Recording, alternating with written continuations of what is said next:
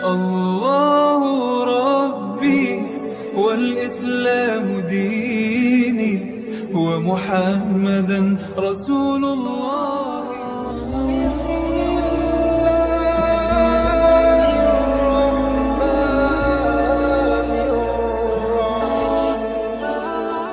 Assalamualaikum warahmatullahi wabarakatuh. Alhamdulillah Alhamdulillahi rabbil alamin wa bi nasta'in ala umuri dunya waddin. Asyhadu an la ilaha illallah al-malikul mubin wa asyhadu anna Muhammadan abduhu wa rasuluhu shadiqul wa'dil amin.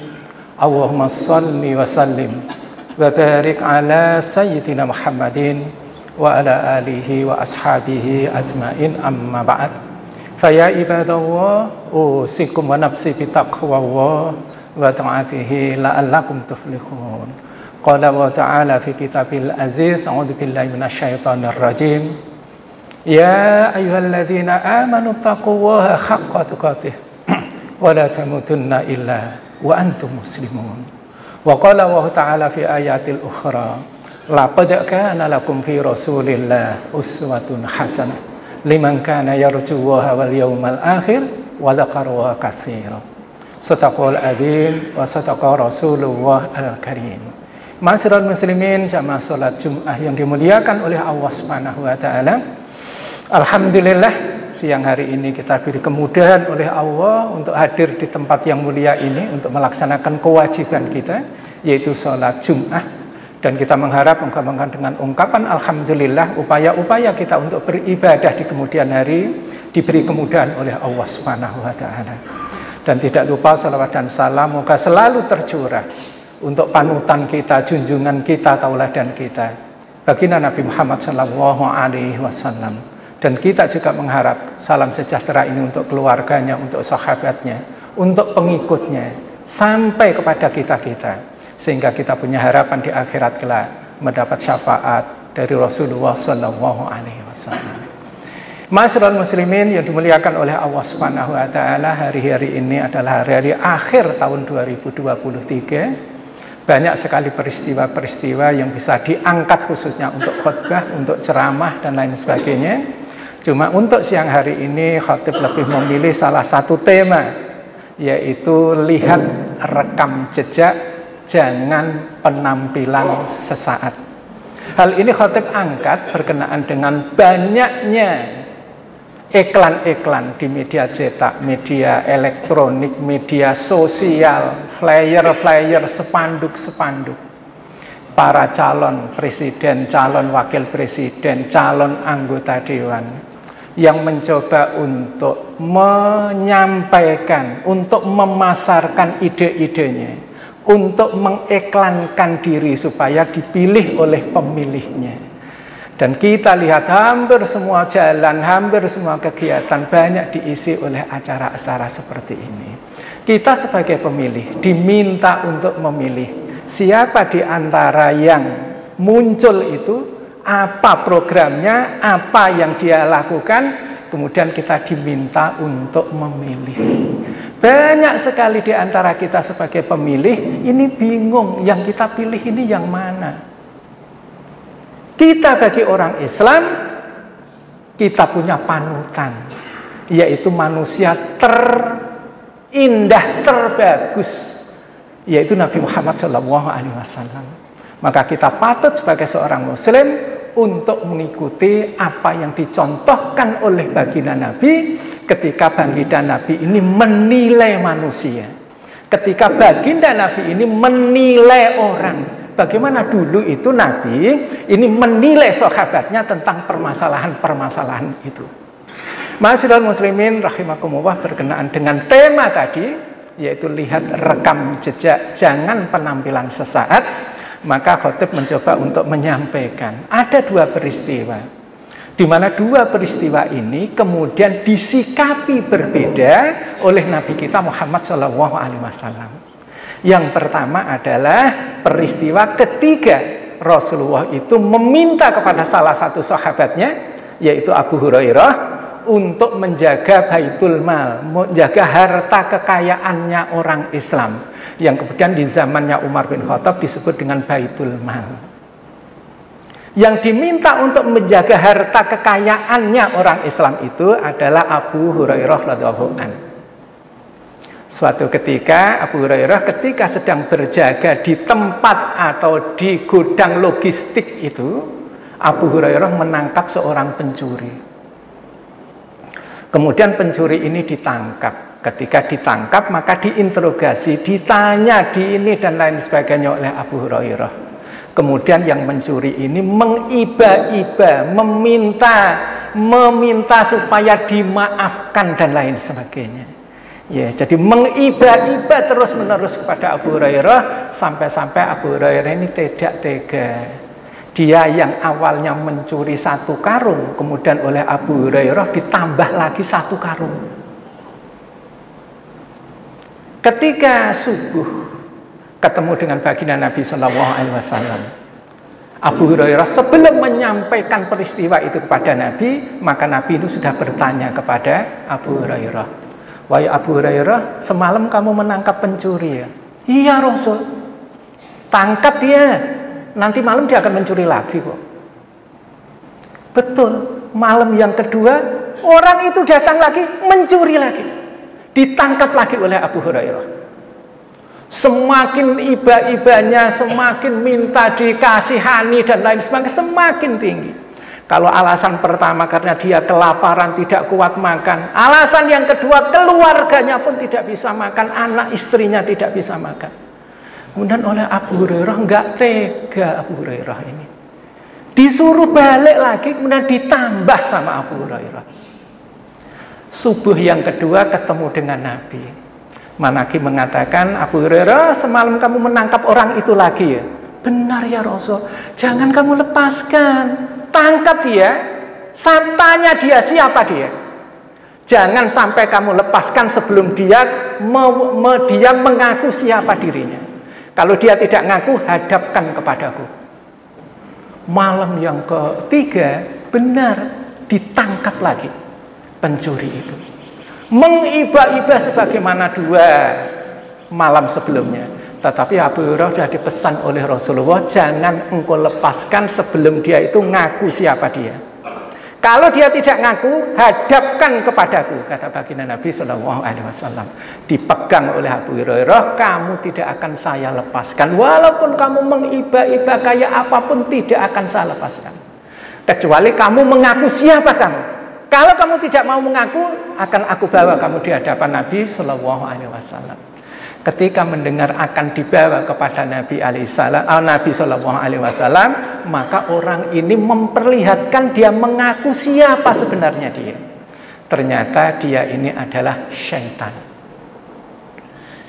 Kemudian Abu Hurairah mengatakan, "Wahai syaitan, makanan kamu kan bukan ini, kenapa engkau yang kamu curi itu ini?" Maka kata syaitan ini, "Saya hanya ingin menggoda manusia."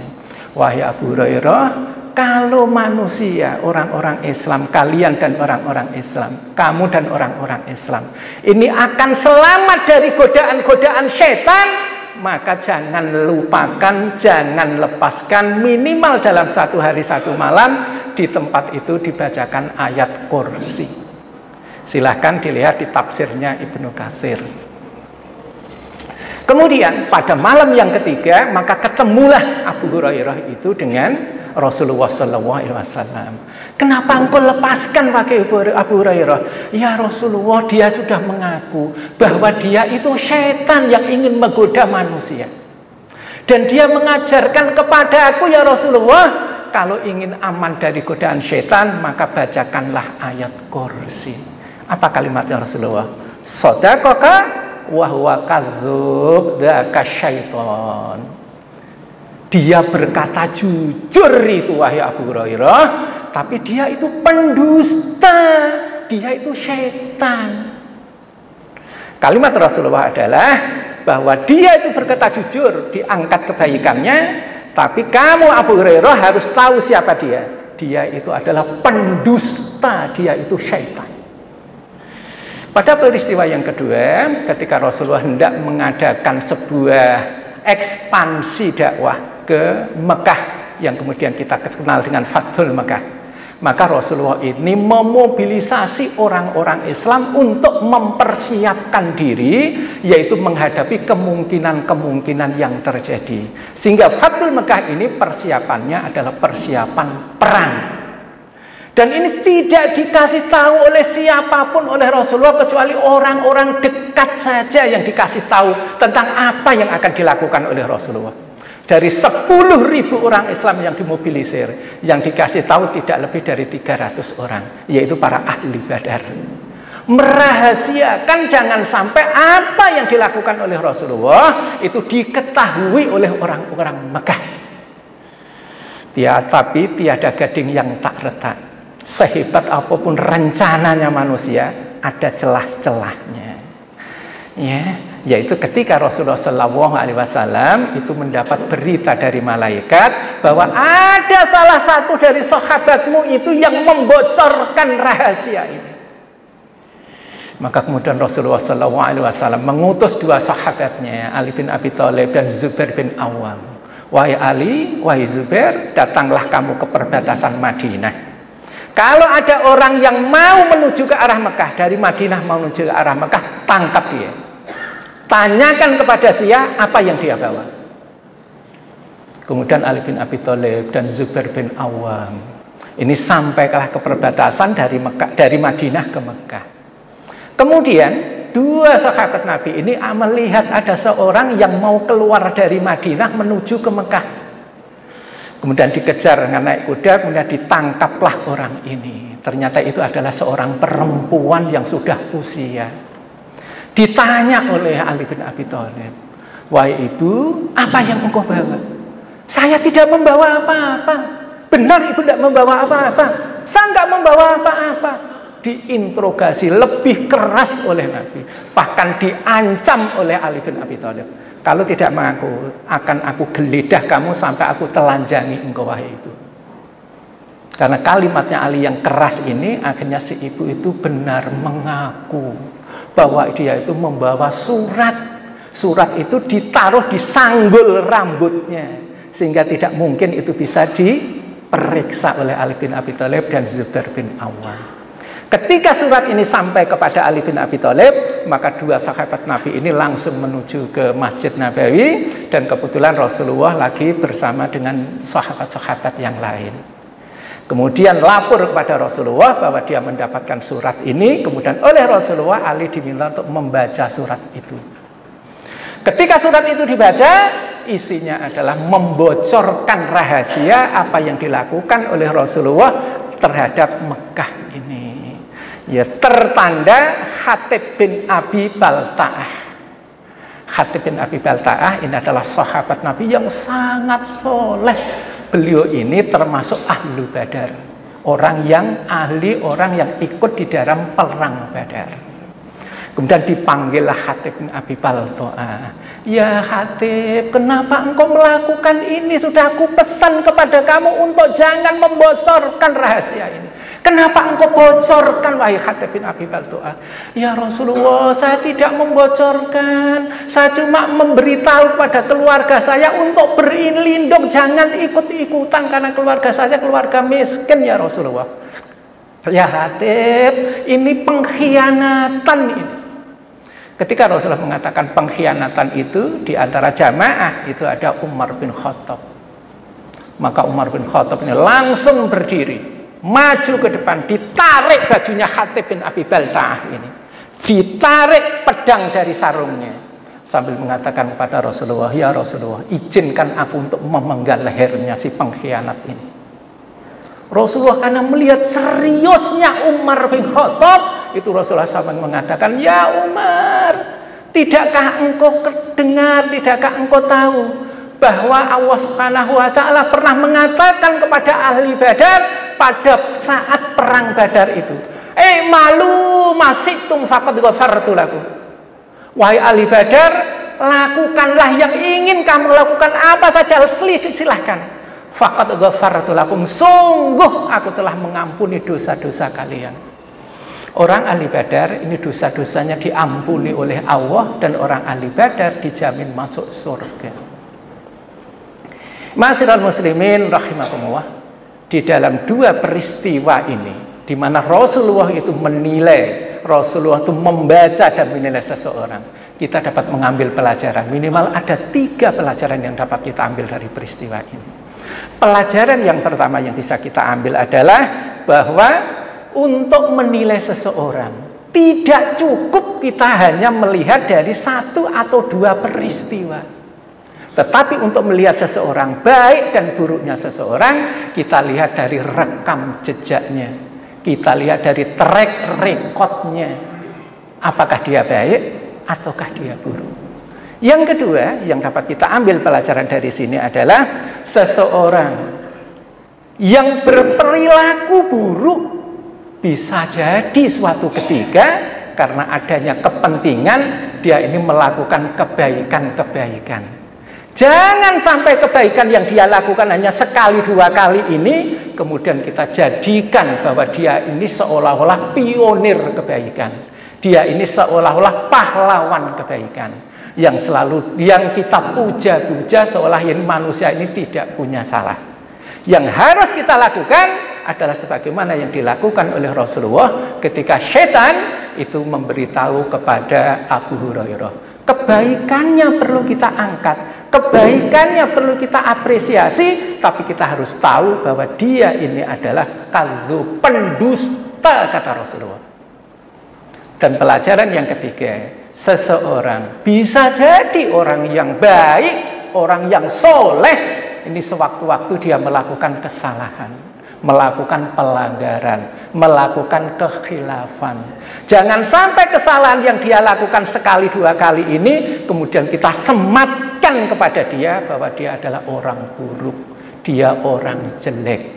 Yang harus kita lakukan sebagaimana yang dilakukan oleh Rasulullah, tetap kita angkat atau kita sampaikan kelemahannya, tetapi di balik kelemahannya ini ada kebaikan-kebaikan yang lebih banyak daripada kekurangan-kekurangannya.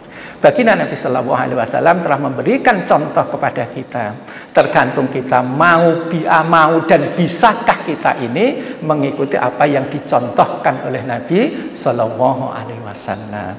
Dan moga-moga kita semua diberi kemudahan oleh Allah di dalam menentukan pilihan-pilihan dan amanah-amanah kita sampai kepada orang yang berhak punya amanah dan yang memegang amanah bisa melaksanakan amanah ini. A'udzubillahi minasyaitonirrajim wal asr.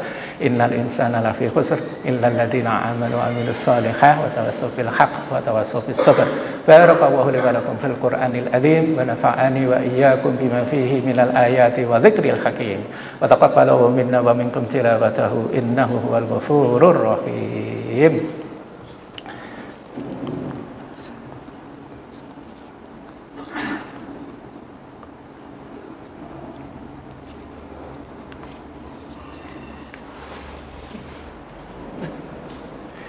Alhamdulillah alladzi anzala al-Qur'an hudan lil mu'minina wa rahmah wa tamma bihi ala ummati Muhammad sallallahu alaihi wasallam afdalan ni'mah. Asyhadu an la ilaha illallah wahdahu la syarika lah wa asyhadu anna Muhammadan abduhu wa rasuluhu la nabiyya ba'da. Allahumma shalli wa sallim wa barik ala sayyidina Muhammadin wa ala alihi wa ashabihi ajmain amma ba'd. Qala Allah Ta'ala fi kitabil karim, a'udzu billahi minasyaitonir rajim, may yattaqillaha yaj'al lahu makhraja wa yarzuquhu min haitsu la yahtasib wa anna Allaha amarakum bada'a bi nafsihi wa sanna bi malaikatihi bi qudsihi wa salasa bikum ayyuhal mu'minun faqala 'azza min qailin karim innallaha wa malaikatahu yusalluna 'alan nabi ya ayyuhalladzina amanu sallu 'alaihi wa sallimu taslima. Allahumma shalli ala sayyidina Muhammad wa ala alihi wa ashabihi wa tabi'in wa tabi'ut tabi'in lahum bi ihsanin ila yaumiddin wa alaina minhum wa ma'ahum bi rahmatika ya arhamar rahimin. Allahumma ighfiril muslimina wal muslimat wal mu'minina wal mu'minat al ahya'i minhum wal amwat innaka sami'un qaribun mujibud da'wat ya qadiyal hajat. Allahumma a'izzal islam wal muslimin wa ahlikil kafarata wal musyrikin wa la taj'alna tahta aqdamil munafiqin adh-dhalimin. Allahumma aksub fi biladina hada imaman adilan wa biladil muslimina ammah innaka ala kulli syai'in qadir innaka ala kulli syai'in qadir. Rabbana atina fid dunya hasanah wa fil akhirati hasanah wa qina adzabannar wa qina adzabannar. Ibadallah, innallaha ya'muru bil adli wal ihsan wa ita'i dzil qurba wa yanha 'anil fahsya'i wal munkar wal baghi ya'idukum la'allakum tadhakkarun fadhkurullaha yadhkurkum wa ud'uuhu yastajib lakum wa la dzikrullahi akbar. Aqimissalam.